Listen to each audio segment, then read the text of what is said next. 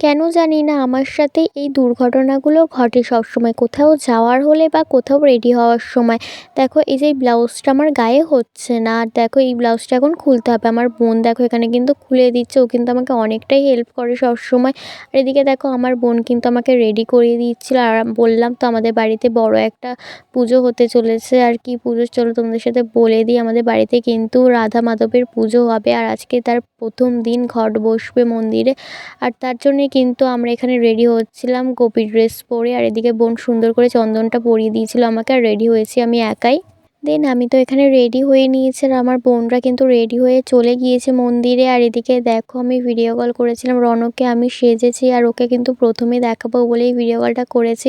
আর এদিকে দেখো ওকে আমি বলছিলাম কেমন লাগছে বল বাবাই। এদিকে দেখো ও তো কাজে গিয়েছে তাই ভিডিও কলে কথা বলতে একটু প্রবলেম হচ্ছিল।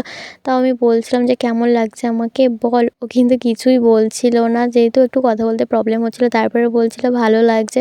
তারপরে আমি চলে এলাম এই যে বাইরে মন্দিরের কাছে। চলো এবার দেখাই আমাদের মন্দিরে রাধা মাধবকে কেমন লাগছে। চলো তোমাদের সাথে শেয়ার করছি।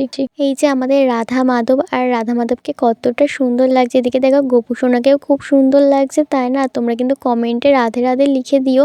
আর দেখো এই দিনটার জন্য কিন্তু আমরা একটা বছর অপেক্ষা করে থাকি। দোলের 5 দিনের মাথায় তো বললাম আমাদের ঘট বসে মন্দিরে। আর দেখো পুজো হয়েছে বিকেলে।